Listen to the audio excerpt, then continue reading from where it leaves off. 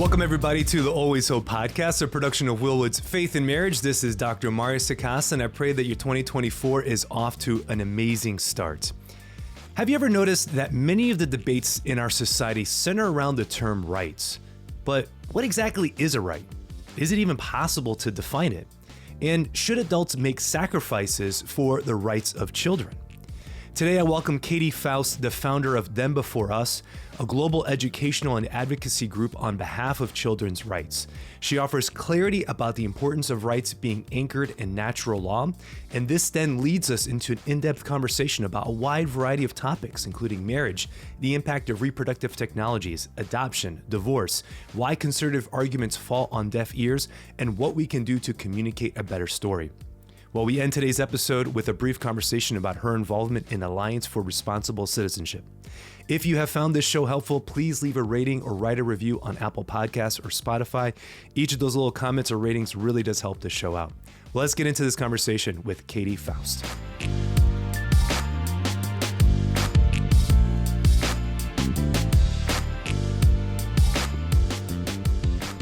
Katy Faust, welcome to the Always Hope podcast. How are you doing today? So well. Thank you so much for having me. It's a real joy to speak to you. Yeah, well, I appreciate it. Well, I'll say this right now at the outset of the interview, and apologies to my audience. I have been getting over a cold or some flu or something, I don't know, over the last few days. And so I think I sound fine, but if my audience thinks that I don't, then I'm sorry. And I'm coughing. I'll try to edit all that out as best as I can, but can't make any promises for human. Well, you're going to just have to dazzle with your intellect to make up for it. Yeah, we'll see if that happens. Praise the Lord. That's so good. All right. Well, Katy, I have to say, in preparation for our conversation today, one of the things I was doing was just kind of watching a bunch of YouTube clips and interviews that you've done over the years. And where I'd like to begin, honestly, was an older clip. It was an interview that you did back in 2015 in Australia. You were part of like a panel of this Q&A kind of session. I don't know what was going on there. I guess you had a couple politicians on the panel as well, and debating gay marriage. And the angle you were taking is the angle that you have taken with your blog, Ask the Bigot, and your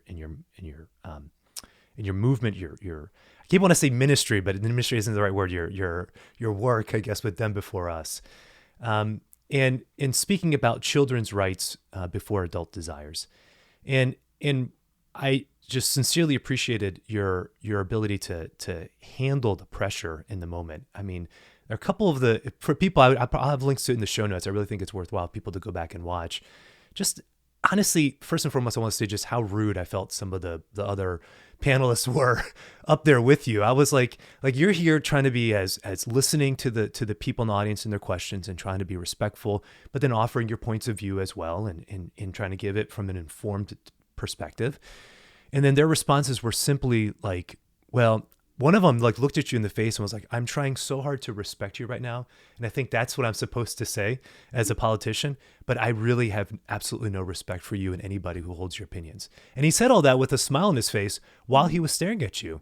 And I was like, what the heck, man? Like, this is where we're at. This is civil discourse. This is what it means. And so I guess I wanted to start there just to say, how was that for you? And how do you have into those conversations?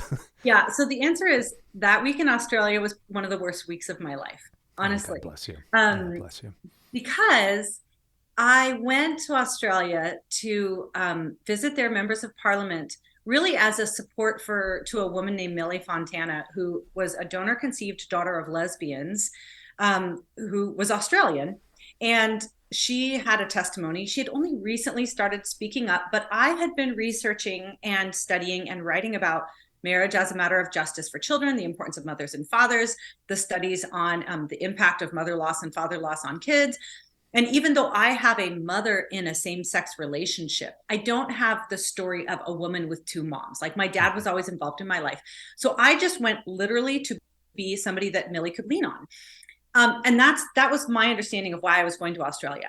And then I was invited on to the equivalent of their like Dateline, or I don't know what it is back then, but it was actually called Late Line with Tony Jones. And that's the interview that I did first. And I was so sleep deprived, like I was crying, I was so tired, but they had me on and everyone said, Katy, that is a trap. He Mm. is not neutral. He is coming after you. I opened the word and I was like, God, what do you want me to do? And he led Mm-hmm. me to a passage that made it really clear that he's like, go on this show. So I did. And if you watch that one, Mm. you will see that I am not, it's not that I'm not taking it seriously. I didn't understand as serious as it was, Mm. but the interview went well to the point where it was the most watched video Late Line had ever done in the Wow. history, the most That's incredible. downloaded, because they finally got a non-insane person to Mm-hmm. actually defend traditional marriage, which Mm-hmm. they don't do, right? They don't, that's their media was like our media, totally dishonest, like nut picking when it would come to representing the perspective of people that believe that children should have a mother and father. So for the first time, they got somebody moderately sane to represent the traditional marriage perspective. Mm-hmm. Then they invited me onto Q&A, which was Mm-hmm. their like, That was interesting. national Mm-hmm. talk show. And again, they're like, that's a trap. They're going to stack the audience, which they totally did. They did. Right? They Yeah. would hand select the questions specifically. I know we had a lot of people on our side who wanted to get in, who couldn't get tickets, that kind of thing. You know what I mean? Right. Right. But anyway, it was the first time I had ever had national exposure. And I Incredible. didn't know what was going to be coming my way as a result of it, even though it was just in Australia. Like what the heat wasn't here for me in the United States, but it was enough of a high profile for me to, a lot of people in, here in the United States didn't necessarily know that I was like an activist on behalf of Mm-hmm. children. And so I lost a lot of friends. There was a lot of tension stirred up like in my family. Not that I hide Oh, things from my mercy. family, but I don't put it in everybody's face. So then I was Right. dealing with family drama at the end of it.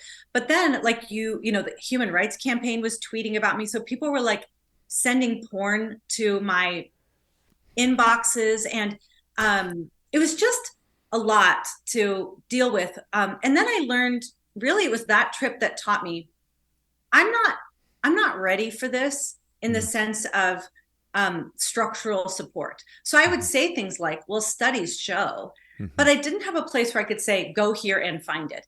And Right. I didn't, I'd say, well, there's a lot of kids with two moms or two dads that really wish that they had a mom or dad. And they would say, oh yeah, where? And I'm like, well, lots of places. You know what I mean? Right. Like it Right. That's really right. taught me there needs to be a formal place where we answer all these questions, all the studies lived, where we have a catalog of stories of kids who have suffered family breakdown from all these different versions of modern family. I need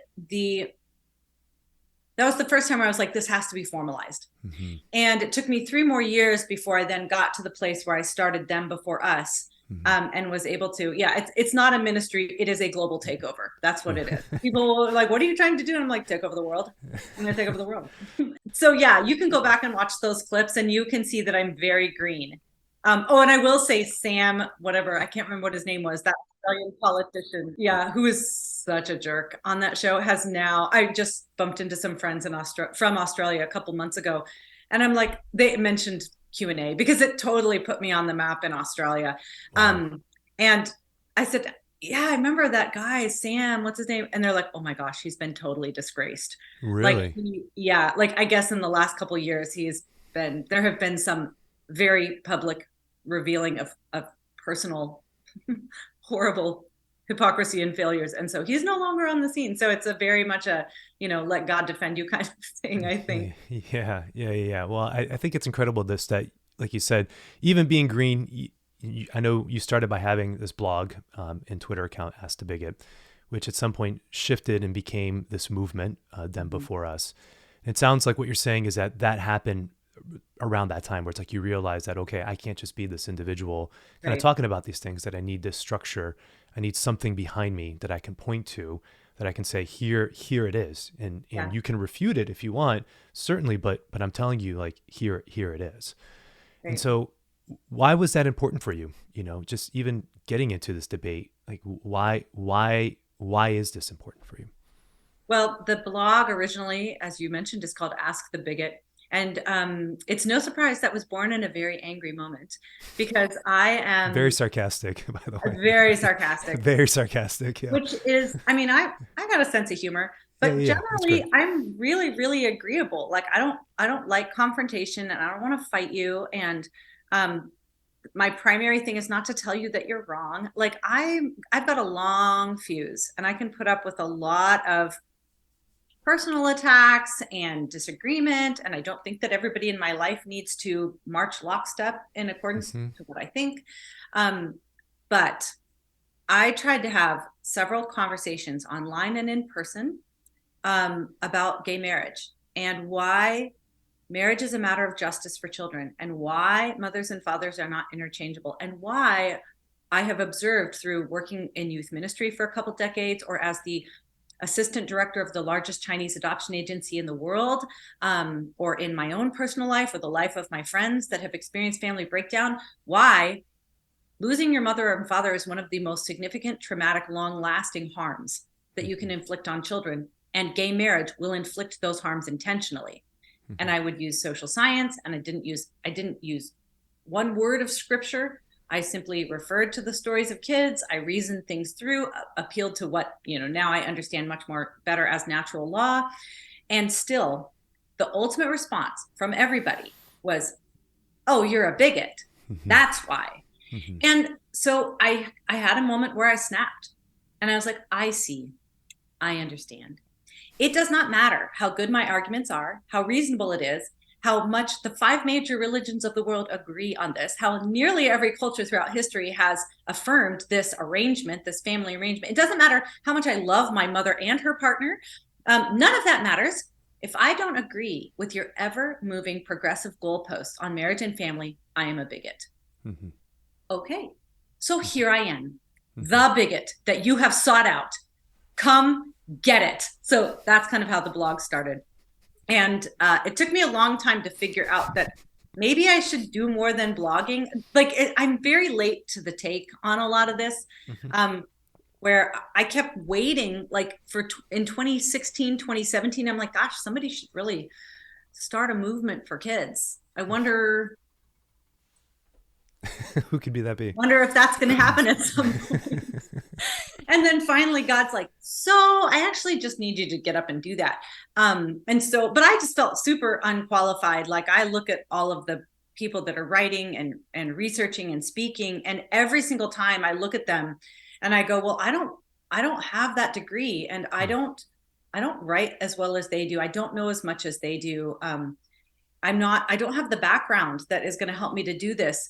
I'm not like them. And every single time God would be like, because you're going to do something else. But it took me a couple of years to kind of catch on to that, to say, okay, we are going to do something else. And it's going to look very different from what everyone else is doing. But I don't think outside the box well. So it took me a little longer to get to that conclusion. Yeah, well, you got there. And the way you get there is iteration. And I think that's the thing that you've been saying. And for my young adults who are listening, who maybe feel that tug on their hearts to do something, I think that's a real lesson that's right there, which is you got to start somewhere. Okay. Yes. You can only be in your head for so long, and you needed a catalyst. And so the catalyst for you was kind of that moment where you said you just snapped and you're like, all right, forget it. We're just going to do this. And so I'm going to start with what I know what I can do, which is a blog. All right. We can do that. That I can do.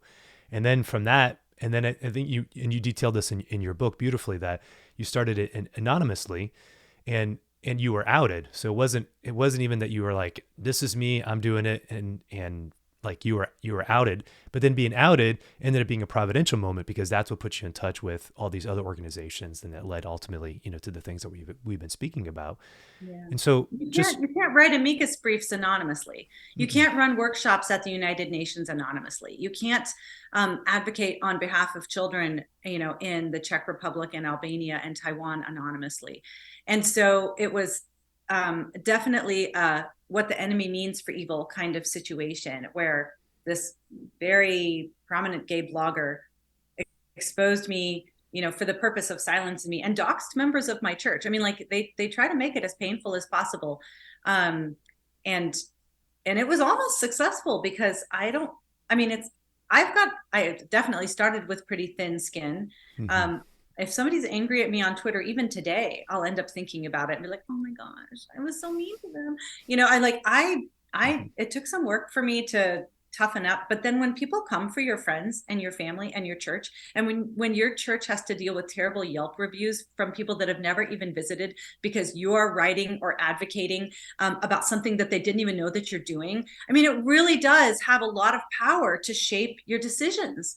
So anyway, it was not something I would have chosen.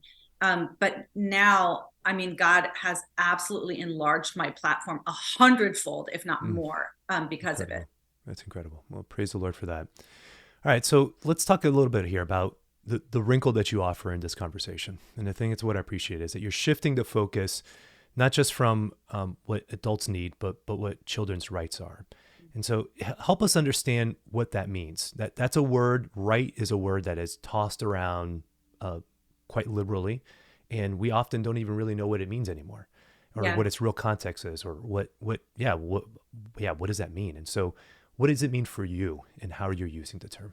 Well, this is a term that needs to be totally redeemed in Mm-hmm. our culture today, Mm-hmm. because it's so fantastic and amazing that every single time somebody, especially somebody on the left, really, really wants something, it's conveniently framed as a right. Correct. And what is a right? You know, it's something that people owe you. And so they have to provide it for you, right? So if you have a right to government funded birth control, or you have a right to housing, or you have a right to education, or, you know, even something like I have a right to water. I mean, whatever it is, like that means somebody has to give it to you. Somebody has to provide it for you if it's a right. And so that is why the rights language has become so prominent in our culture today. But, you know, I'm of the Mr. Incredibles version of rights. Like if everything is a right, then nothing is a right. And so it's very, very important to properly frame and define what is a right. And in this vein, my Catholic friends and several prominent Catholic thinkers have discipled me in terms of really understanding natural law and the nature of natural rights. You know, Robert George being one of them, who we really helped out his career by letting him write the foreword for our book. We just thought, how can we like give him a leg up in his professional goals? So Robert George is kind of the king Hilarious. of, I know I think at one point, the day that I got the notification that he was going to write the foreword, which I couldn't believe, he was like dining with Clarence Thomas or something like that. Wow. That's awesome. Yeah, he's amazing. He's just Yes. totally amazing. So I'm not a natural lawyer. Stacy, my co-author, you know, neither of us have a degree in this kind of thing, but there is a strong natural law tradition that helps us understand what natural rights are. It is the same kind of philosophy that led Martin Luther King Jr. to argue on behalf of natural rights, despite those not being recognized in our civil rights for our Black brothers and sisters. It is the child's natural right to life on which anti-abortion workers have been basing their claims, even though the right to abortion was established in our Constitution. So you can take that same natural law process and natural law reasoning and arrive at the conclusion that children have a natural right to the two people responsible for their existence, their own mother and father. And that natural right is reflected in the most widely ratified treaty in the world, the UN Convention on the Rights of the Child, which has been signed by every country except the United States out of parental rights concerns. Wow. So we talk about the importance of natural rights for the child. And we do give, like, for the non-natural lawyers out there, for the lay people, the ordinary moms and dads trying to make sense of it, we kind of give a little cheat sheet on how do you know if something's a natural right or not in chapter 1 of our book. Yep. I pulled it right up. There what? I pulled it right up. That's what I was doing. I was pulling it up on the book. Yeah. But go ahead. Yeah, there it is. Like a natural right is something that existed pre-government. A natural right is distributed equally, like everybody has the same amount by nature. And a natural right isn't something that has to be provided to you. So there's a lot of things in life that are important, even critical for your survival, that are not necessarily natural rights.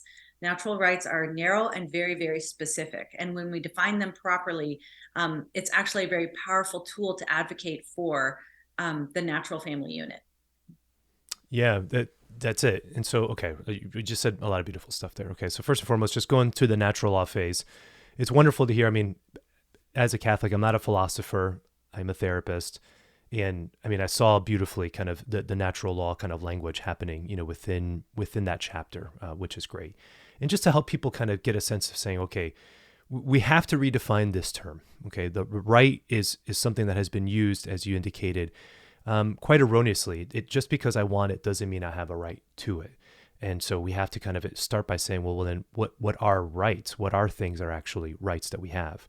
But then even like to even talk about natural law is something that's very foreign to the modern ear, because the modern ear is so attuned to a postmodern philosophy that really says that, well, none of this is really real anyways. And so it's all just a matter of what I'm able to construct out of whatever it is that I have. And that's where that kind of, well, if I desire it, I should have a right to it kind of emerges, because it's a different philosophical presupposition that kind of undergirds that type of thinking. And what we say is like, well, but is that true? Is that true? And if that is true, what are the real consequences of that? And we would say, no, like, let's actually observe the world and let's see what actually is there. And if we can kind of trust our observations, we can kind of make some basic assertions and to say, even from a non-theological kind of context, that there are certain rights that do exist. And we have to be able to point to those and to be able to highlight those. But that presupposes that there's something measurable, there's something observable, there's something concrete, there's something there that you can actually see. And so, and that those differences do exist. So even like when it comes to like for gay marriage, for example, to make the just even logically, to make the jump that a man and a woman together is no different than a man and a man, or a woman and woman together, you have to presume that there is no fundamental difference between a man and a man and a man and a woman, or a woman and a woman. That you have to start there, and so then from there, it's only logical now that we're at a point 10 years after that we're looking and we're saying, well, now people are wondering for themselves if they can just kind of change these identities, because we've already identified and articulated as a nation, well, that there is no fundamental difference between these things. And so now, why does it matter if it's subjectively or in a cohort or anything in a pair? It doesn't matter, because, well, so that's the philosophical kind of presuppositions that we're trying to attack. And we're saying like, no, like we can't just operate from this place where everything is just constructed on the fly. That's very problematic. We have to kind of reassert and say, listen, how do we start from a place of what is actually here? And then from there, if we can agree on that, from there we can now talk about, well, how do people who experience same-sex attraction, how do we attend to them? How do we help those folks? How do people who have gender confusion, how do we help them as well? And that balance is difficult, because I get it. Listen, as a therapist, I'm trying to take care of people and to help people at the most ground level, like this is the individual or this is the couple that's before me. And I'm attending to their pain, their experiences, and I want to listen to those. Absolutely. But every therapist knows that you can't get completely lost in people's stories either. There has to be something that anchors us as the objective observer outside of this. And so these questions of what's natural or what's not natural, what's a natural right versus what's not, I think have really broad implications in the way that we treat one another, and the way that we provide therapy, in the way that we enact social policy. It's something that we have to have some conversation about. Mm-hmm. Yeah. Oh, just keep talking. I mean, good job with the dazzling. This is great. And it just makes me think that really, especially in an information age, which we are, right? We have kind of moved beyond the industrial age, moved beyond the postmodern age. We're now in an information age where we have more information than we know what to do with. The question that everybody has to answer is, what is your authority? It's not a matter of what information are you getting. It's how do you determine what information is authoritative? Right. And so you've got to figure out what is your ultimate authority.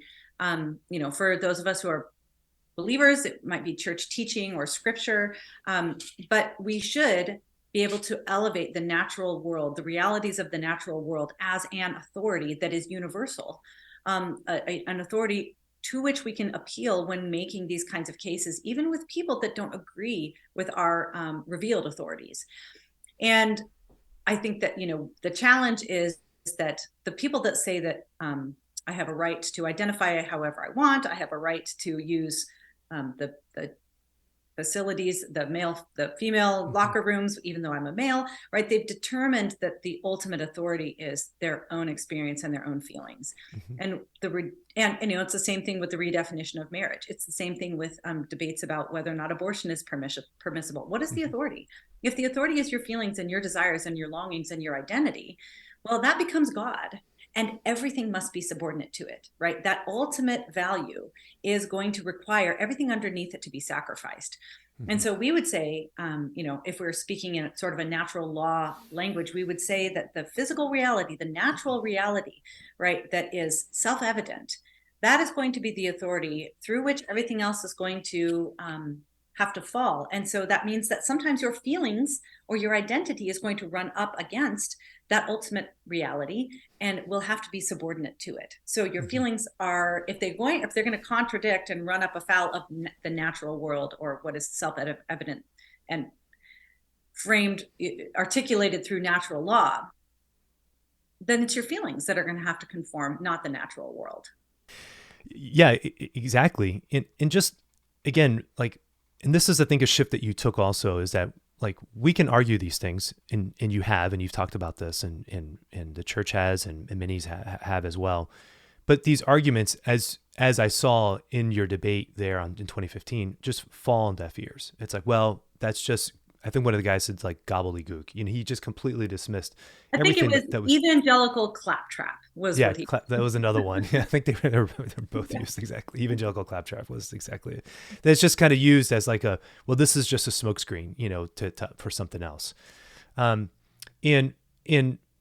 these conversations, I think, obviously need to continue to happen, because they're very important. They're very, very important, and that's why I'm grateful that you are advocating and allowing these discussions to continue to emerge. So I guess let's go back to this question of rights and natural rights, and why that's the angle for your movement. Help us to understand, when you say that children's rights above adult desires, what does that mean? What are you communicating there? Well, why rights? So we on our side, the pro-family side, the conservative side, the Christian side, we have always had the best arguments. We have always had natural law on our side. We have always had largely the agreement of the 5 major religions of the world. We've always had data, and we lose over and over and over and over. I don't think there was a huge argument about no-fault divorce, but we lost that. We lost gay marriage. We lose all of the debates, at least the public debates, and now a lot of the legal debates around how to use emerging reproductive technologies. We are losing the cultural debate, the cultural battle against phrases like, if the adults are happy, the kids will be happy, and love makes a family, and kids are resilient, and all of those different cultural mantras that have been elevated in the national discourse to normalize mother and father loss, often in the name of progress. Okay, so we just keep losing, even though we have the natural world on our side. So what we're doing at Them Before Us is not new in terms of what we are advocating for. We are advocating for married mothers and fathers raising their children together. That is not new. It is pre-political. It is as old as you can get, whether you're going from Adam and Eve or Team Homo erectus, either one of those ways that you look at the world. This is as old as it gets. So it's not a new message, but it's a new method. A new method that is going to, we hope, and already has proven to bear some fruit in terms of how we argue about these kinds of things. So why rights? Because the other side has advocated very powerfully based on adult rights, which is camouflage for adult desires, right? Most of these things are not actual rights. And so we're oh, you want rights? You want to talk about rights? We'll talk about rights. So we're kind of capitalizing on something that is not just true, but effective. The other thing that the other side has done, again, they don't have data, they don't have research, they don't have natural law, they don't have common sense on their side. But what they've always done is they've always humanized their victims, right? And they frame the adults as victims, and then they humanize them by telling these Mm-hmm. sob stories, and a lot of these people genuinely have suffered in ways where we should Sure. extend our empathy to them. Sure, sure, But sure. then they have wielded that empathy to shape public policy in ways that harm children. So we at Them Before Us say, however you have suffered or whatever longings or losses you've experienced, you are not the victim. We properly identify the victim, which is the child in 100% of cases, and we Mm-hmm. humanize them by telling their story. Mm-hmm. And then the final thing that we do, which I think has allowed us to do this differently, is we go wherever the threats to children are. So in the past, we have had flare-ups of like pro-family conversations. For example, a big one around gay marriage, where people would say, well, kids need moms and dads. Well, this, it's not good for kids to have two dads. Kids like, what about the mom? She's so important. Or what about the dad? He's so important. And the critics, and I learned a lot of this when I was still anonymous blogging, like Mm-hmm. thank God he allowed me to work some of this out in relative obscurity. People would say, oh, you think kids should have moms and dads? Is that why you're making such a big deal about all the heterosexuals using sperm donors? Mm-hmm. Right. That make you really upset? And I thought, oh my gosh, no, I didn't even Mm-hmm. cross my mind, or people would say, wow, look at this huge coalition of pro-family organizations who are fighting gay marriage. Where were you when no-fault divorce was passed? Mm-hmm. Do you really care about kids? Because you don't seem to when it's your side. And they were right. That's right. That's right. They were right Mm-hmm. that we tend to fight for marriage and family unless it comes for our people. And honestly, I talk a lot about reproductive technologies. I talk a lot about how IVF is not pro-child. I talk a lot about how only 7% of lab-made babies will be born alive. And if you are pro-life, you largely need to reject IVF wholesale. And a lot of people won't have me on their podcast. Some people don't show up when I do film shoots because their crew will not come because I'm speaking. Their pro-life crew does not want to come if I'm going to be speaking against IVF. And so we have a problem on our side. And the problem is hypocrisy. Like, do we care about kids or not? Or do we care about kids when it doesn't infringe too deeply on, our people and what we want for our own lives? So at Them Before Us, we say children have a right to their mother and father. Children have a right to life. Thank God a lot of organizations are advocating for that. Children have a right to their mother and father. And we will insist that all adults, single, married, gay, straight, fertile, and infertile, bend to the rights and well-being of children. And nobody forces kids to sacrifice for them, even if there's somebody who, quote unquote, might be on our side. So we're not doing anything radical in terms of what we're advocating for, but it is the way that we are advocating that I think has opened eyes, fanned a flame that was starting to dim, and then appropriately spread this advocacy out to these new emerging areas that are kind of creating these new dystopic threats to children that the pro-family fight 20 years ago never would have even imagined. Yeah. My gosh. Okay, Lord have mercy. My brain is spinning, Katy. So much good stuff. Okay, so yes, I will say the shift to children's rights is a brilliant move. And I told you this when we met at the conference a couple months ago, that the other analog that I've seen who has made a similar shift that's been just as effective has been the National Center on Sexual Exploitation.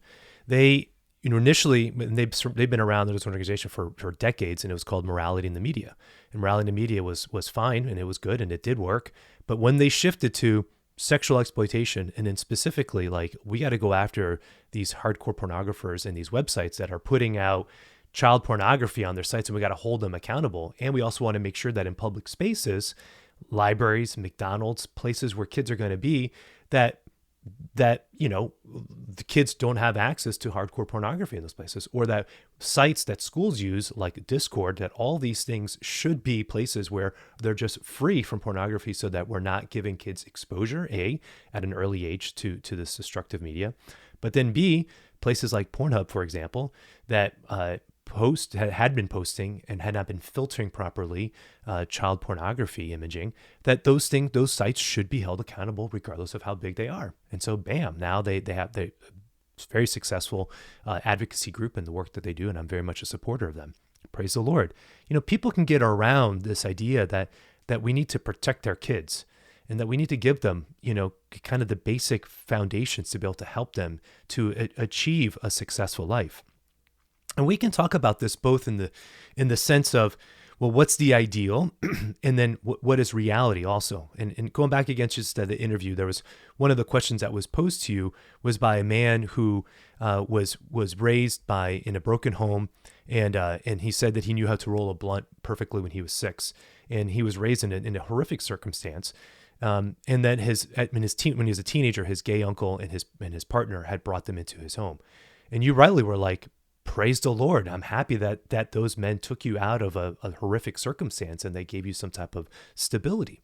And so, but then that example, as you said, is often used as a way then to say, well, then let's make this whole thing normal. And it's like, okay, well, hold on. These are the exceptions. Okay. These are the outlier circumstances. These are not the norm. Okay. These are not the norm. Like, these are the outlier circumstances.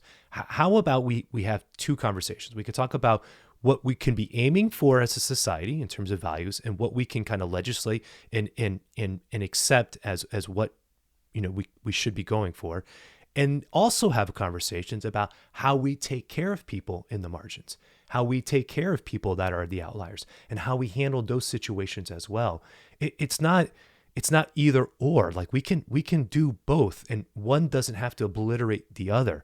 And so that's the problem, though, is that this inversion is happening, and it is obliterating the other. And so where we're stuck is, at the same time, while marriage is being advocated, marriage is also falling behind and is being considered obsolete and archaic and an old tradition. So it's like, well, you tell me, which one is it? It can't be both. Is it something that you really want and it's valuable, or is it something that we don't need anymore in our society? Because I'm really confused what you're telling me. And so, like, but to say, all right, like, I just went off on a tangent there. But if we go back to like the kids and saying, well, what is it really, what's best for our children? Well, then, yes, rightfully so. This isn't just about, this encompasses all of the things you spoke about, which is divorce, IVF, surrogacy, homosexual, kind of raising of kids. And so, as a Catholic, I see that, I'm like, yeah, I see the logic. Like, it's very clear that it's all one and the same. Because it all boils down to an even more fundamental question, which is, well, what's the purpose of, well, who man is and who woman is, but who are we in relationship, and what is the role of marriage, and what is the role of sex? And the role of sex is this profound entity experience that brings unity to the couple, but is also the thing that brings forth new life. And so those differences between men and women is the very thing that allows life to actually happen. And that's not just arbitrary. And that's something then that also becomes what's necessary. All the little qualities, all the little idiosyncrasies of men and women is what's needed for a child to be able to have a well-rounded kind of perspective and understanding of what the world is. And to give that to a child is, as you've been speaking about, is it's not even, it's a gift, but it's more than that. As you said, it's a right. The child has a right to be able to experience that.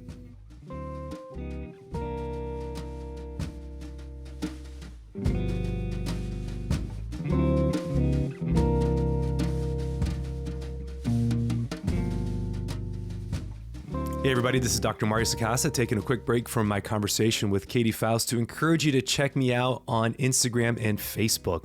At Dr. Mario Sacasa, you're going to get a lot of great resources that I'm churning out on the socials now. Great stuff related to dating, great stuff related to our faith, great stuff related to questions that we may have and how to be able to grow. You know that this show is really trying to help you to be able to improve your emotional and spiritual life. And what I'm using is all the things available for us to be able to improve our lives. We want to look at our faith and what our faith teaches us. We want to also be able to look at the science, particularly the science related to psychology and mental health, and how these things help us to be able to improve our lives. We want to be able to find solutions that can help us to live a better life. Well, if you're interested in those topics, then check me out at Instagram or Facebook or on LinkedIn at Dr. Mario Sacasa, where you're going to get a lot of great information that's going to help you to be able to take the lessons that we're talking about in this show and apply it into your life.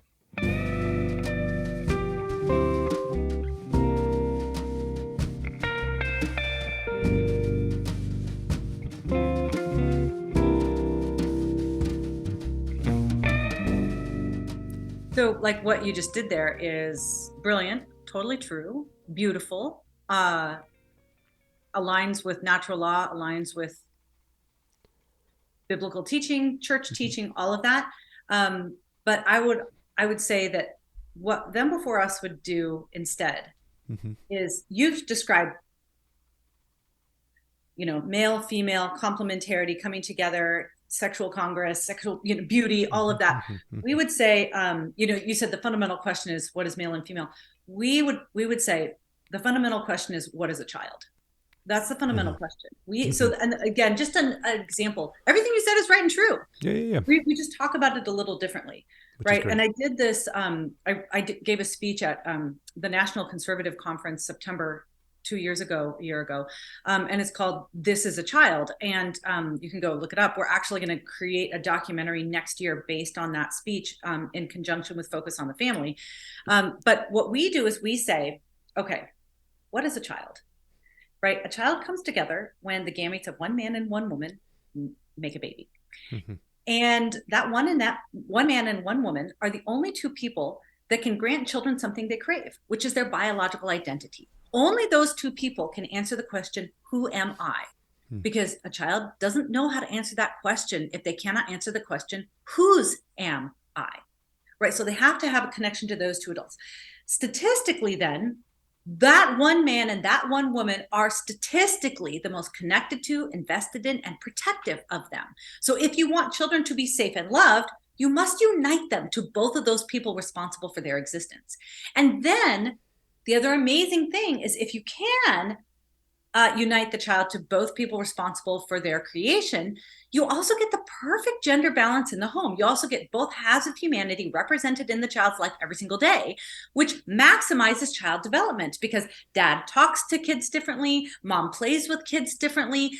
Dad develops kids' gross motor skills, mom develops kids' fine motor skills. I mean, you've got this perfect package. So then the question is, how?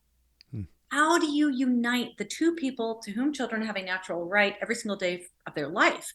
And it is, if baby's already connected to mom by a literal cord, how do you connect dad to mom so dad can be connected to baby? And the answer is marriage, right? That's actually what marriage is from a child's rights perspective. It is the only relationship that unites the two people to whom children have a natural right and gives it to them for life. And when they grow up apart from that, their identity suffers, their development suffers. They're much more likely to experience abuse and neglect, less investment in terms of time, resources, visits to the doctor, all of that, right? So it's everything you just said. We just do it from the child's perspective, right? And once you establish that, once you have that nexus of understanding of these two people grant children safety and love, statistically, they're the only people that give the child their biological identity, which is foundational for their own, development and self-understanding. You see that these are the people that maximize their development, then you can say, okay, then what is marriage? Oh, it's a matter of justice for children. And redefining marriage inflicts injustice on children. What about divorce? Oh, only in situations where it would degrade the child's right for them to stay in the marriage, not because the adults have fallen out of love, not because, they have irreconcilable differences. No, somebody's going to do the hard thing. It has to be the adults. What about reproductive technologies? What about sperm and egg donation? Never okay for anybody, because it always denies children a relationship with one adult to whom they have a natural right, always subjects them to increased identity struggles. What about same-sex parenting? It always starves children of the maternal love or paternal love that maximize their development. What about surrogacy? It always, even if you're a heterosexual couple using your own gametes, always sets a child back in terms of their trust and attachment by denying them a relationship with the only person they know on the day they're born. What about adoption? Well, it's not a way for adults to get kids. Adoption is an institution centered around the rights of children. Children have a right to be loved by a mother and father whenever possible. So you begin with who children are, how they come to be, what they need, what their rights are. And if you understand that well, all the other marriage and family questions answer themselves. That's right. Amen. Like we said, if you start with just an understanding of these questions, then it's like, all right, now we can kind of approach all this other stuff. Now we can go back and say, all right, now let's talk about these things and what we can do and what are good options for infertile couples. Yeah. What are options to be considered? What are options to not be considered? Like what does that mean? And so one of the things you do is as you said, you're starting with the conversation about children. And the way you do that, though, is talking about rights, but then also telling stories. And you've captured a lot of stories of people. And one of the things that I appreciate what you said in the book is oftentimes it's not so much that the stories that you've been able to capture haven't been from people who are children now or young adults now. It's really later in life where you reflect back on what your childhood meant to you. That sometimes you don't really know. Well, you don't have the reflective capacities as a teenager that you have when you're older. You just don't. You don't have that depth of thinking and being able to reflect on your experiences. That doesn't mean it's not there. It's bubbling. You know, I have teenagers now, and I love when I have my teenagers. I can see kind of adulthood on the horizon. There's moments where I'm talking to them, and you're like, oh, that sentence right there. That was actually an adult. Like I see it. 2 sentences later, nope, you're still a kid. All right, you know, but like you know that it's kind of there. So to capture people's stories, and particularly those reflective stories of people in their lives when they're reflecting back on their childhood, is why is that an important piece to this movement? So I'm going to pause there, and can I ask you some questions? You can ask me whatever you want. Yeah. Just as a therapist, when I assume that you have talked with people who have been adopted, Mm-hmm. and you've had people in your office whose parents divorced. Yep. Mm-hmm. Any other, like, maybe talk to kids who sperm raised donation. by I have had clients of mine who are conceived through sperm donation. Mm-hmm. Okay, great. Yep. So what would you say is the average first age when people come and want to talk to you about that? About any of those things? Yeah, like in general, like parental loss, challenges with their own childhood, processing through some of that. Where would you say is kind of like the floor of when people start to come see you? I would probably say mid-20s. Mm-hmm. And some of that is from me as a therapist. I would say, so caveats, I don't work with children, and I don't work with teenagers a whole lot. So I'll say that for sure, just to kind of put that out there, because I have had younger kids who have come to process some of those things as well. But for me, usually it's in the 20s, and usually it's at that stage of life where whatever patterns we've developed in our upbringing start to fall apart. You know, something happens, something changes. We get older, and we're like, now we're in a relationship, whether it's a new romantic relationship or we're discerning marriage or we are married. And it's like the skills that we develop, the patterns that we develop are falling short. So now it's like, now I need to start reflecting on what my upbringing was and what had happened, and how the tools that I thought I had are actually pretty ill-equipped right now. Or the questions that I've had about my own identity have been lingering enough that I need to be able to process them out with somebody. Okay, that's exactly what I've found. I have said, generally, you need 10 years out of the house, right? You need 10 years where you're living on your own, where you're not under your parents' literal roof, but also not financially dependent on them either.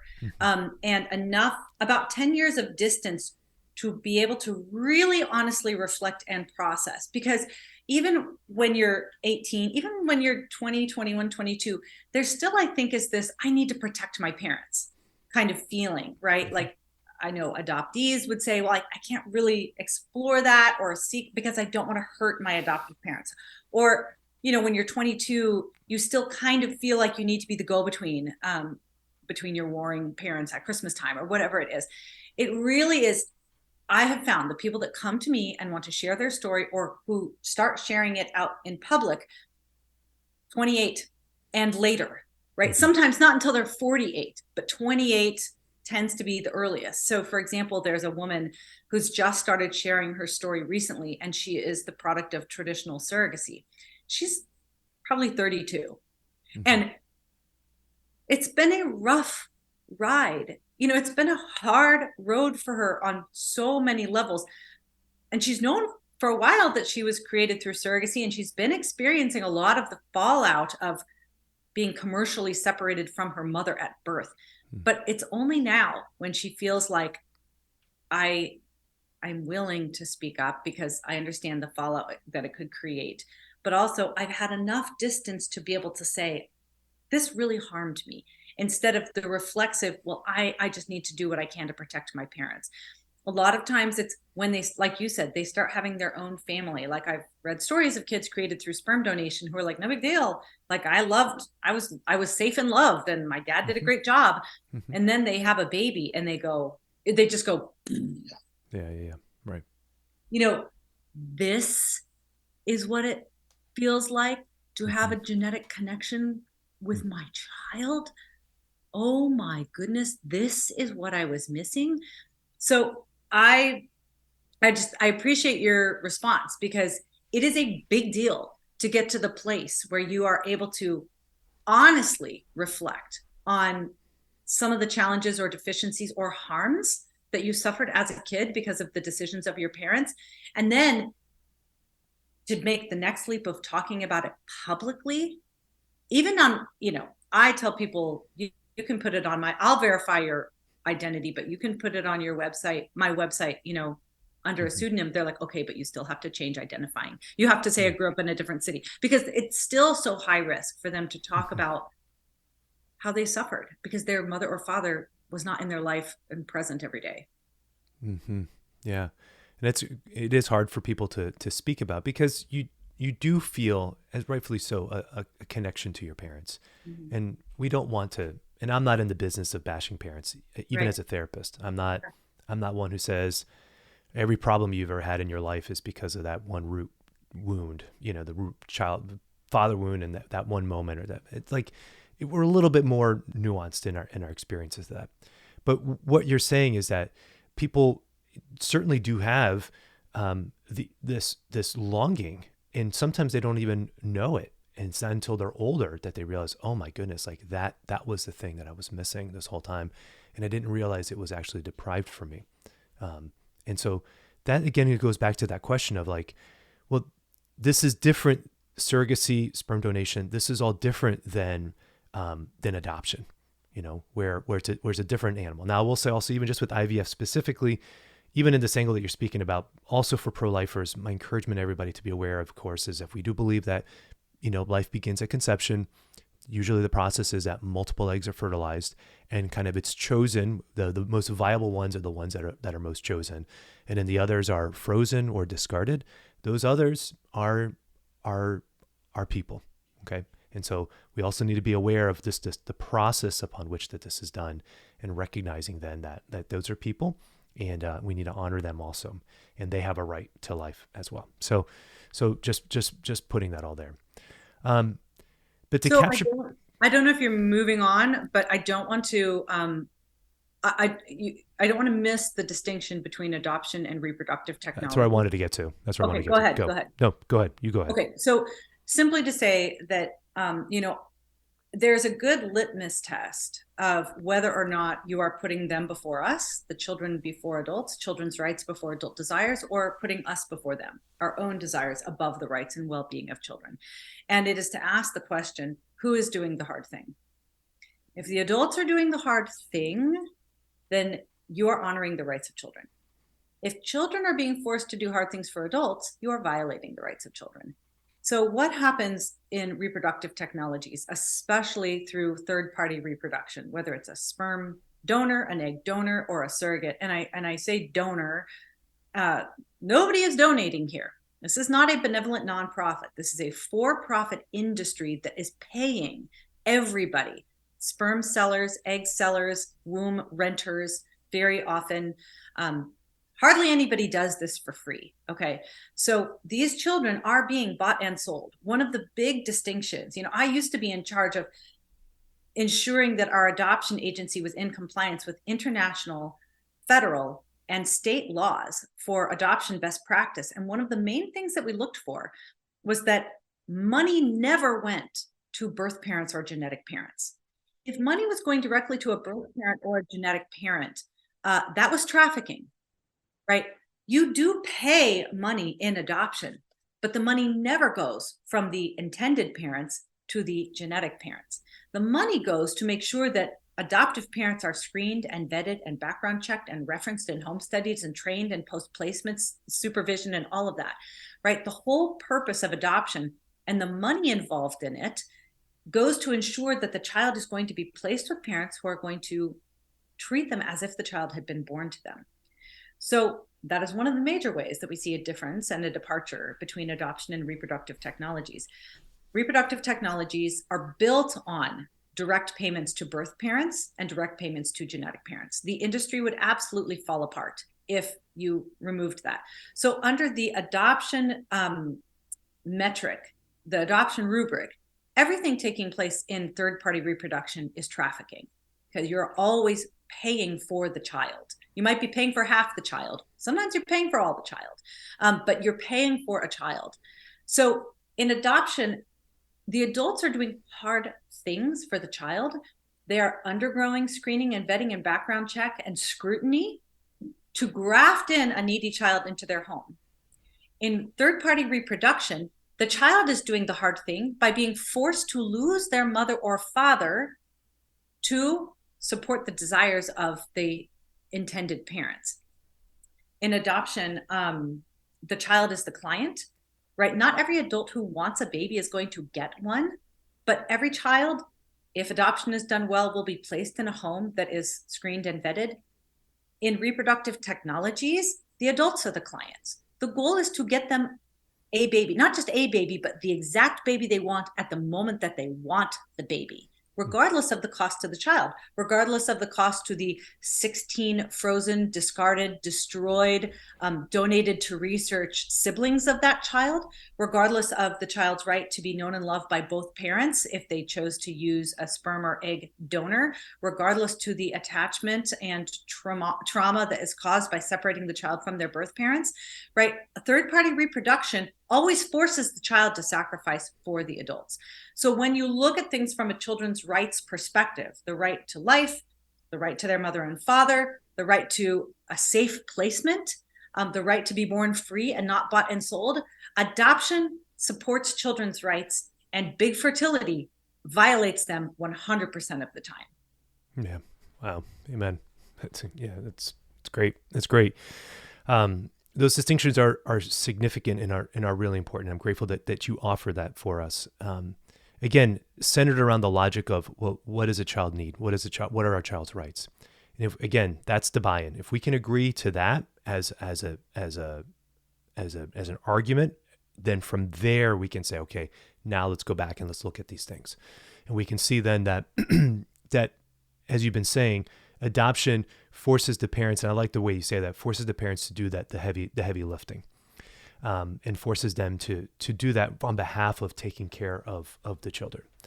Now, I guess speaking of that, then, so like, I'm just going to play devil's advocate here for a little bit, okay?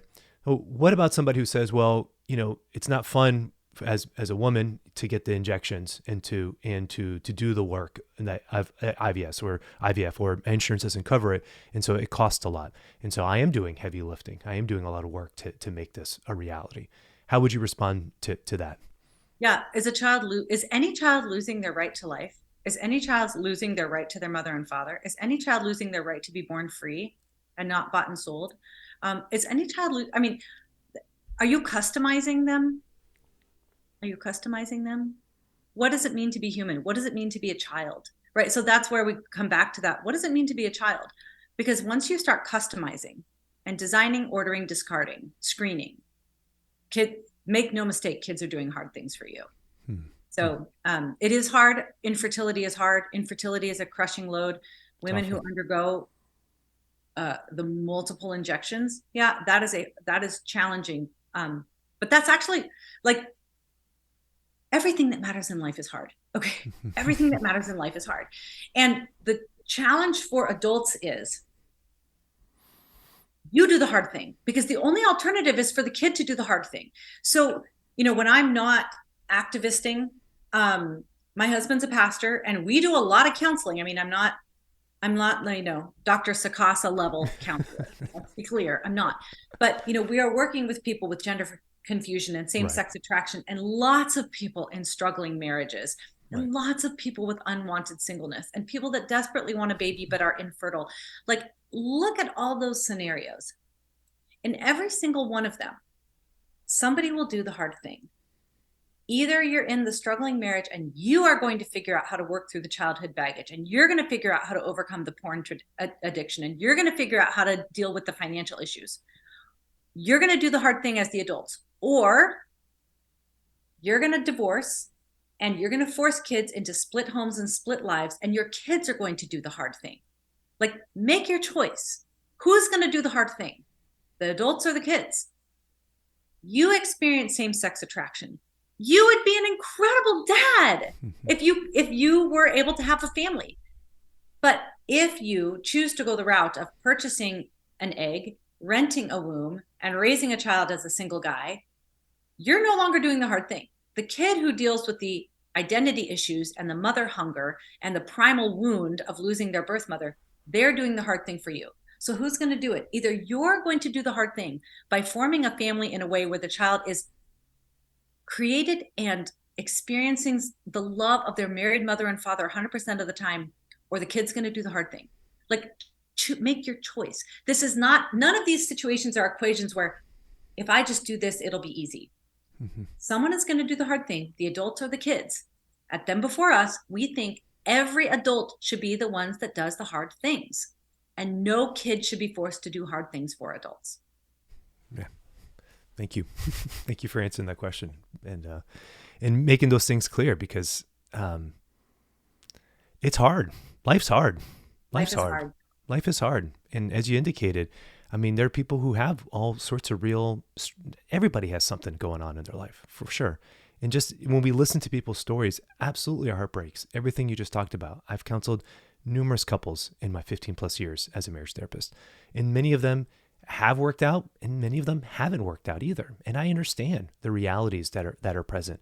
I've counseled people who have had same-sex attraction, unwanted singleness, as you said, infertile couples.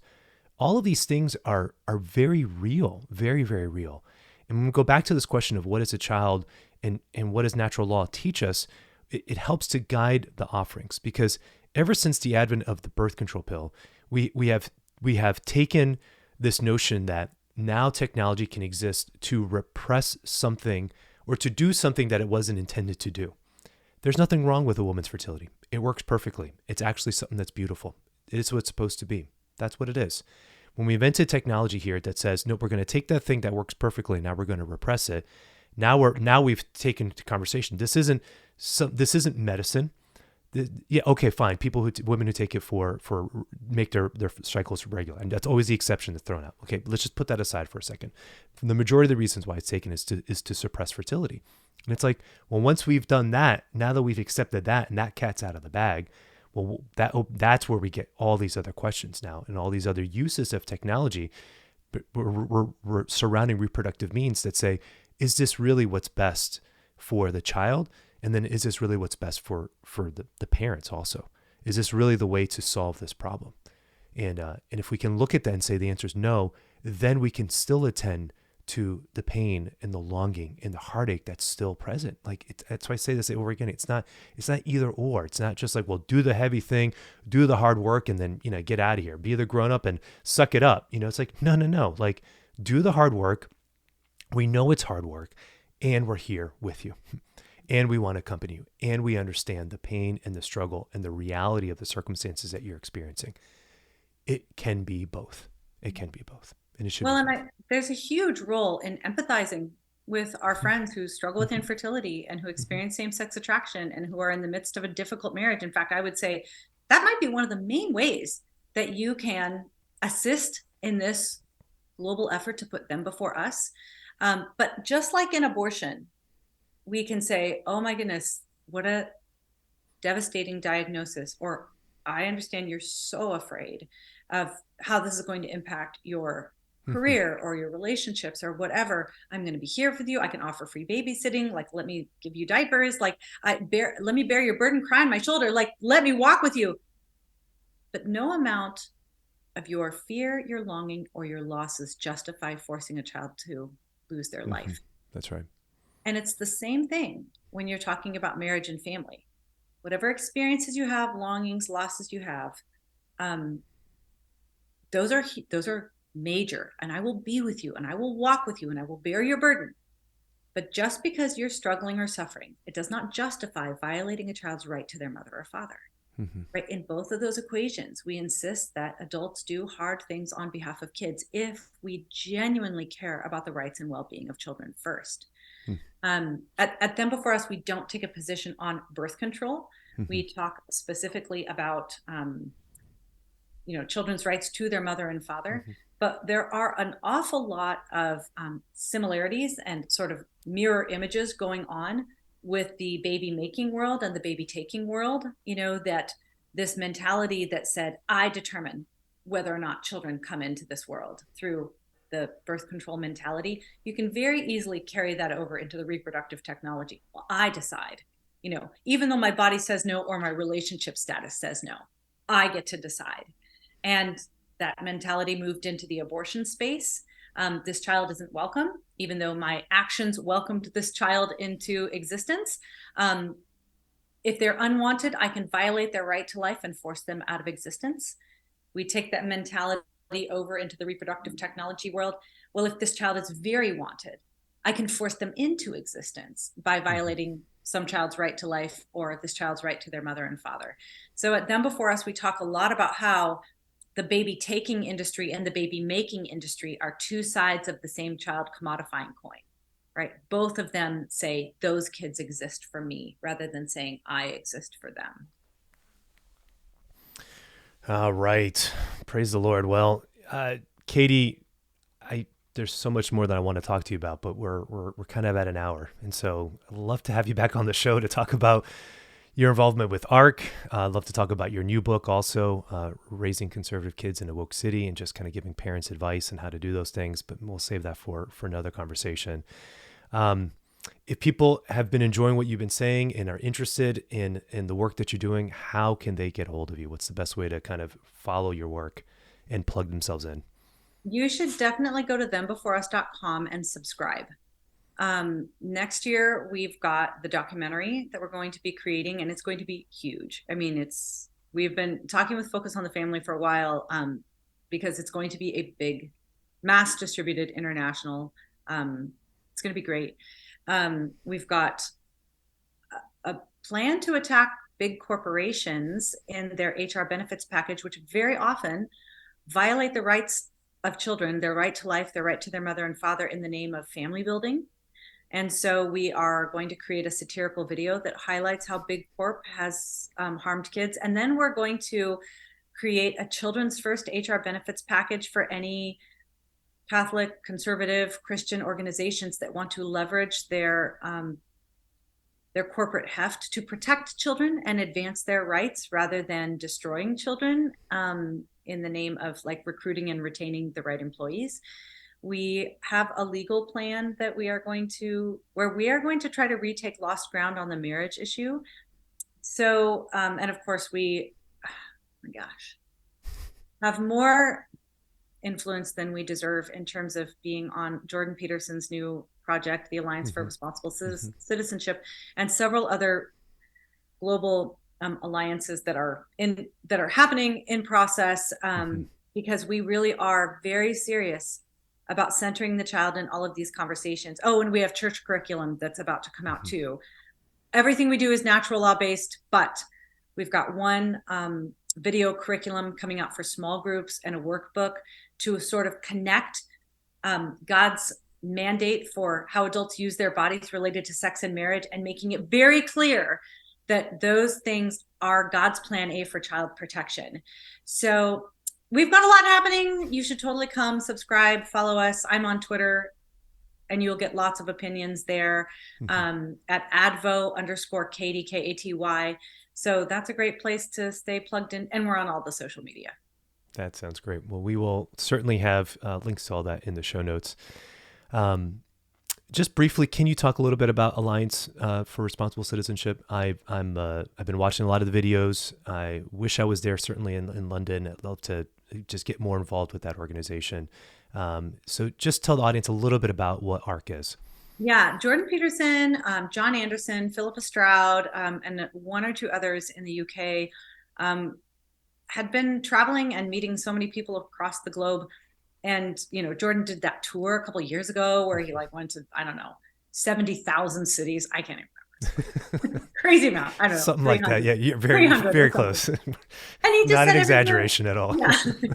He's like, everywhere I went, I would meet, whether I was in Slovenia or Bulgaria, wherever I was, like these people would come up to me and they would say, I believe in all these things. I believe in a brighter future. I believe in the social fabric. I believe in personal responsibility. I believe in the goodness of Western civilization. And I'm totally alone. And he's like, I heard that from thousands and thousands and thousands and thousands of people. And they were like, what if we just created something where all those people got together? And so they've got 6 planks that kind of have 6 different focus areas, one on the better story, not this perma crisis, humans are a blight on the planet kind of narrative that comes out of the elites. The social fabric, restoring the social fabric, which is sort of my zone, energy use, governance, environmental stewardship. And they, in essence, are saying, here's the 6 areas where we really need to emphasize so that we can really have a thriving existence for all.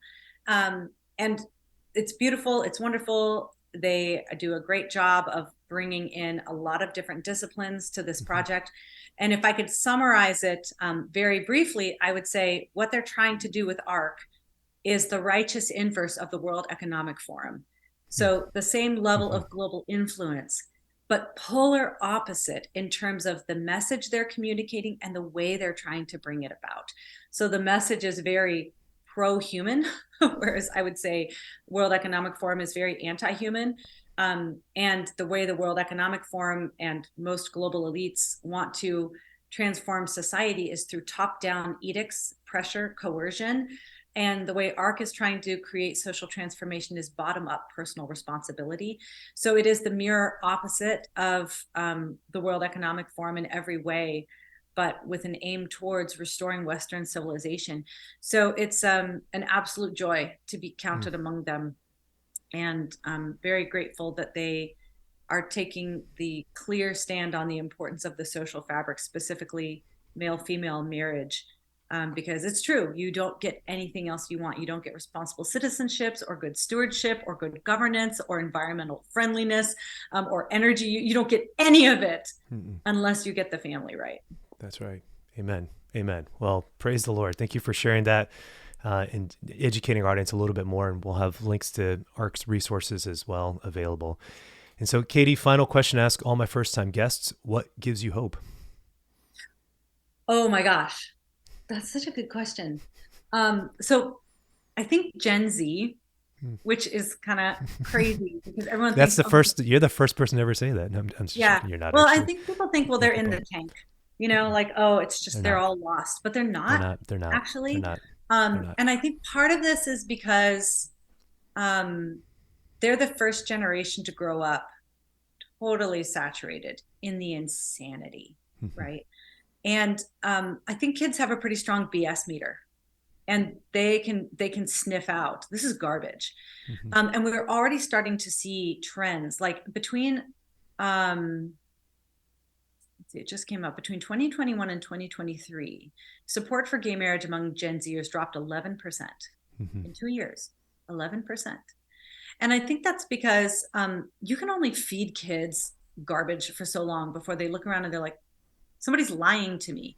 They're the ones that grew up surrounded by kids with 2 moms or empowered single mother by choice, and they look at their friends and I don't think they're doing that well. So one reason is because I think they're starting to wake up. The next reason is because they're parented by Gen X, and we are, I think, the sanest bracket among the other generations. And among my friends, I have certainly seen a massive wake up to the importance of forming your children.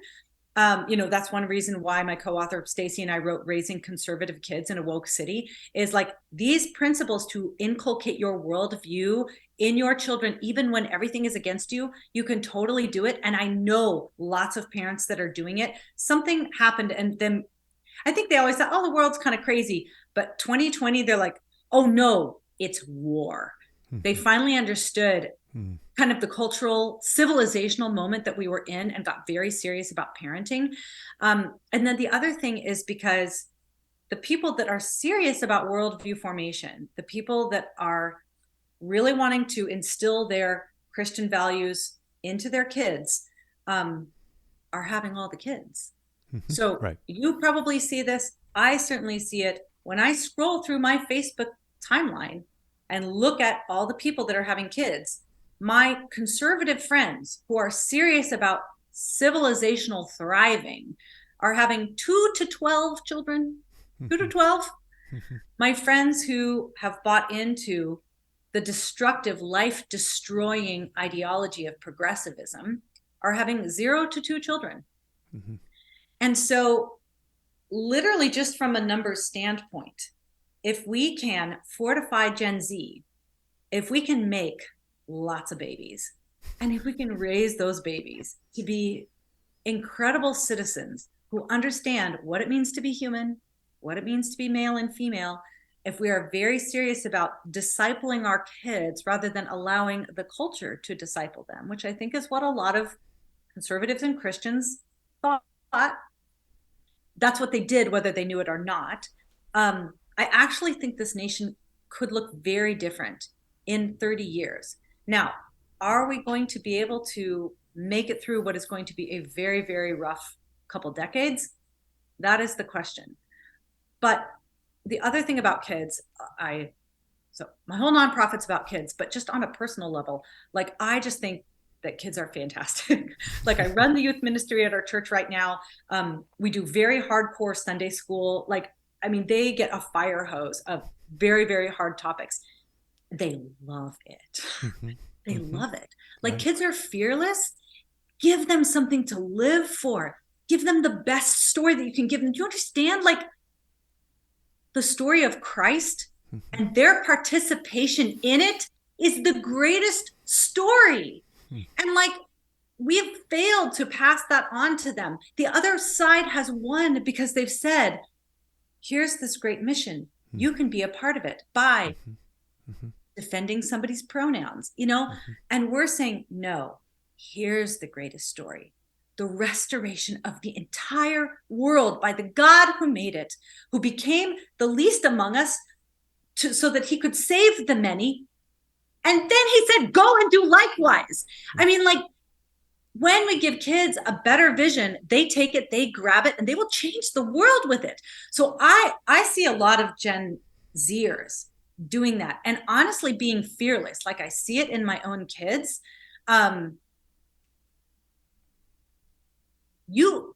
If you come against them, they will be very nice. But if you want to, in an ideological sense, if you come at them, they will cut you. Like they will not take your crap. And I think that we have a chance to raise a generation that not only just holds the line, but turns back the clock when it comes to embracing the fundamentals of this nation and maybe revives it spiritually as well. So more than you asked for, but I'm a huge fan of teenagers, especially this generation of teenagers. Yeah, wow, great answer. Absolutely. And just inspiring that sense of hope in all of us and to see absolutely that our kids are not lost. And I agree wholeheartedly. I love my kids. I have 3 teenagers and I absolutely love them and trying the best that we can to navigate the questions, but not being afraid to say, here it is. And we can educate them and we can guide them and then shape them to then be able to see and help others along the way. And so, yeah, let's give them a better story, as you said. Well, Katy, it's been an absolute delight having you on the podcast. Thank you so much for taking time of your busy schedule to join me in this conversation. So many blessings to you and the good work that you're doing. Thank you. And may you continue your good work You are the first line of defense when it comes to mending the places that could tear families apart, right, before they tear families apart, but then also seeking to make whole the things that were broken in children's childhood. I mean, I think that, again, what you're doing is so critical, because at some point you have to say the brokenness ends with me, right? But you can't do that without being healed, and you are helping people be healed. So I'm just grateful that for what you do, off microphone. Yeah, I appreciate that. Thanks, Katy.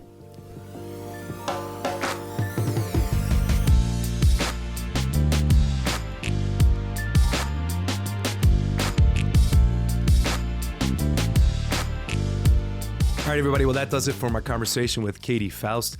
I want to thank Katy so much for coming on to the show and taking time from her busy schedule to be able to join me on the podcast. Please check out her work at Them Before Us, and also please avail yourself to the resources that are available at Alliance for Responsible Citizenship. I think you're going to learn a lot that's there. See, we need to be able to educate ourselves in understanding what's going on culturally. And as a therapist, these things impact us at the most basic level. The way we think about society, the way that we think about relationships, the way that we understand parenting, family life, the philosophies, the worldview, the perspectives that we have impact the ways that we act.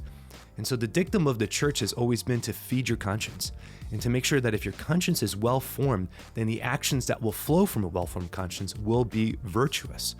And so it does require us to be able to take time to reflect and to study and to understand.